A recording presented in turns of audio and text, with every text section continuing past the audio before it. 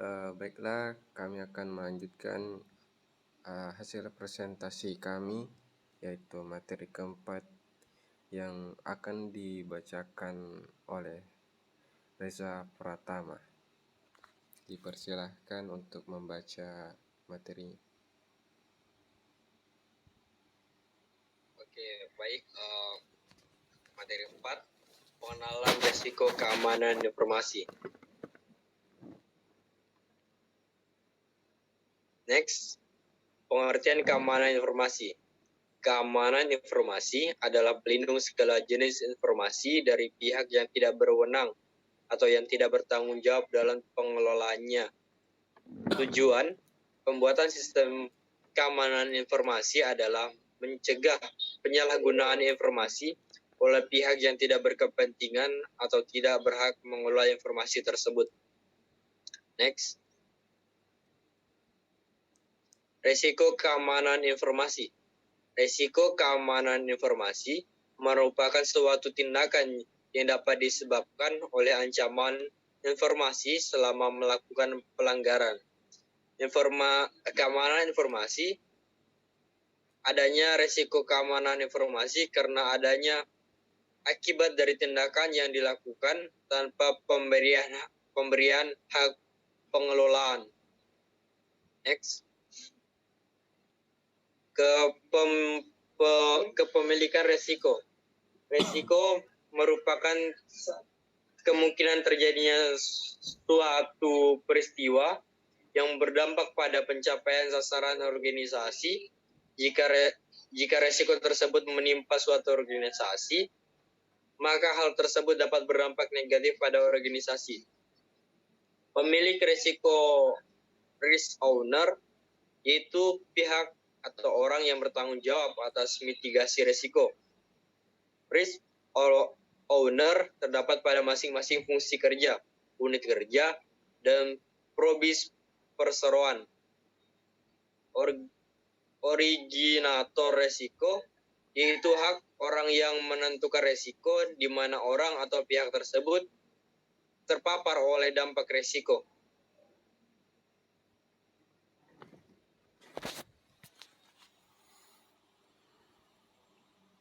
Manajemen risiko. Manajemen risiko dalam menjalankan bisnis penting dilakukan untuk melindungi organisasi dan risiko yang menghambat pencapaian tujuan dan berbagai hal yang berpotensi menimbulkan kerugian pada perusahaan. Selanjutnya, saya kembalikan ke moderator. Baiklah, akan dilanjutkan oleh Saudara Elvis Jayanabu. Dipersilakan.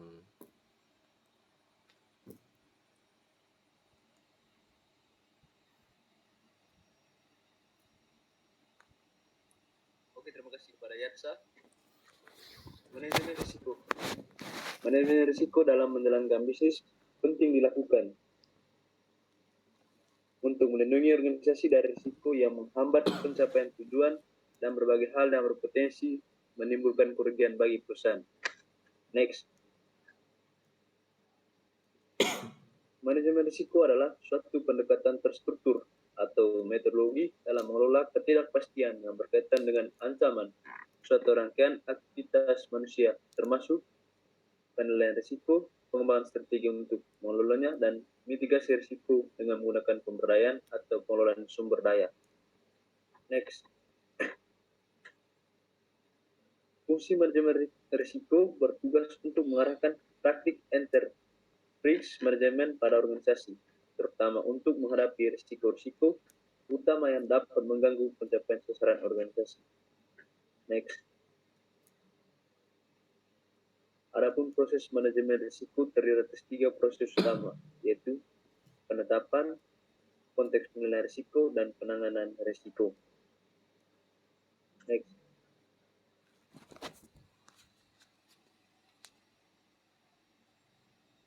Proses melakukan manajemen risiko perusahaan.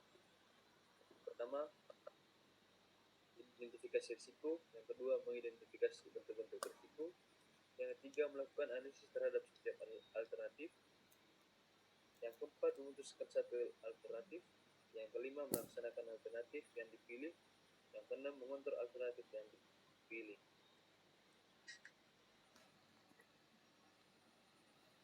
Next.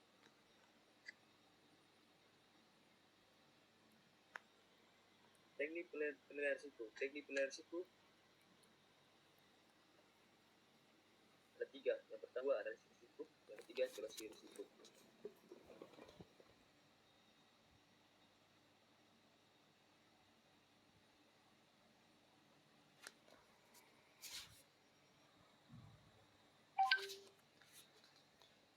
Baiklah, dicukupkan sampai situ dan dia akan dilanjutkan oleh saudara Siar.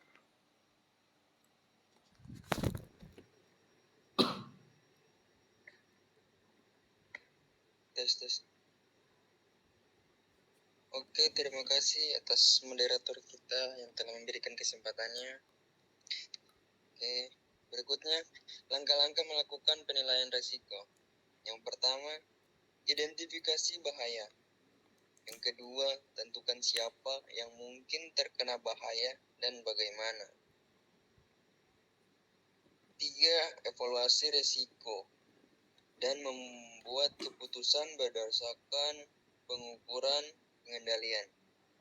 4. Catat temuan Anda. 5. Tinjau kembali penilaian Anda dan update ketika diperlukan. Next. Manajemen risiko mempengaruhi bagian organisasi. Manajemen risiko memberikan pemahaman terhadap kekuatan dan kelemahan yang menjadi faktor kesuksesan bagi sebuah organisasi.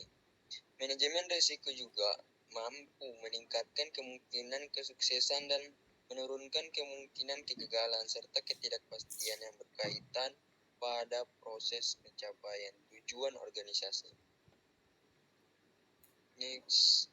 Manajemen risiko dalam menjalankan bisnis penting dilakukan untuk melindungi organisasi dari risiko yang menghambat pencapaian tujuan dan berbagai hal yang berpotensi menimbulkan kerugian bagi perusahaan. Next.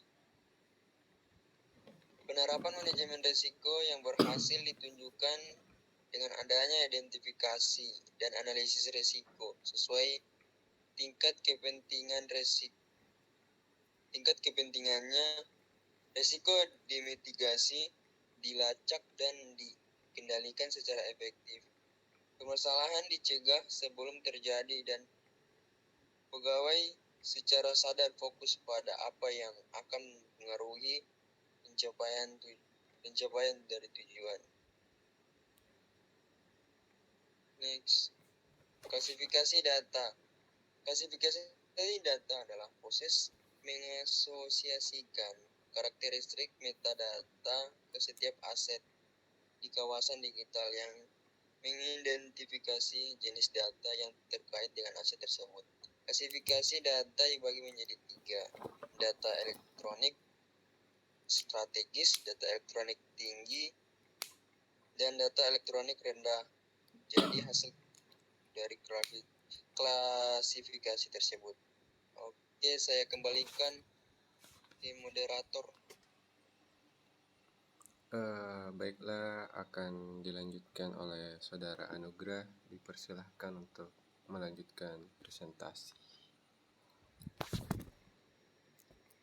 Baik, terima kasih atas waktu yang diberikan oleh moderator. Berikutnya tujuan dari klasifikasi data.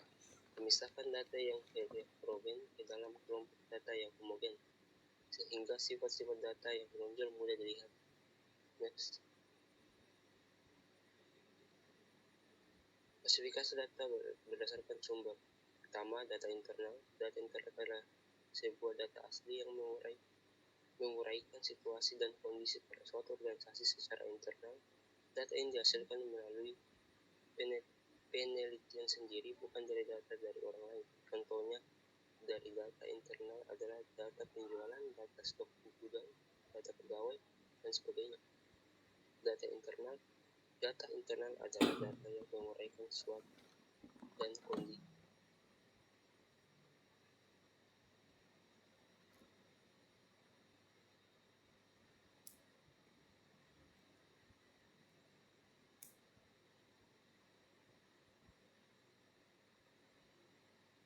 internal. Pertama, data internal primer berupa ucapan, kata, atau tulisan dari orang yang memiliki data itu sendiri atau orang yang melakukan penelitian sendiri. Data eksternal sekunder, data yang diperoleh bukan dari orang lain yang melakukan penelitian, melainkan melalui seseorang atau beberapa orang lainnya. Next. Klasifikasi data berdasarkan cara memperolehnya. Pertama, data primer adalah data yang diambil atau dikumpul secara langsung dari objek penelitian oleh seorang peneliti maupun organisasi. Jenis data primer adalah data kepuasan pelanggan terhadap pelanggan di PLN yang ada data tersebut diperoleh dengan menyebarkan kuesioner ataupun wawancara secara langsung. Data sekunder adalah data yang diperoleh tidak secara langsung dari objek penelitian, namun sudah dikumpulkan oleh pihak lain dengan berbagai metode baik secara komersial maupun non-komersial. Contohnya jenis data sekunder adalah data jumlah warga di desa, data APN, atau sekunder biasanya menggunakan data statik baik dari hasil riset, surat kabar maupun media lainnya. Next.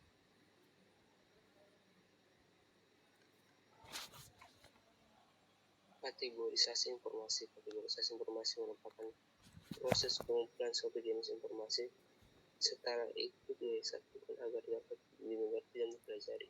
Ada 3 macam jenis kategori informasi. Informasi yang wajib diumumkan secara berkala, informasi yang wajib tersedia yang setiap dapat diakses oleh publik, informasi yang dikecualikan atau dirahasiakan. Next.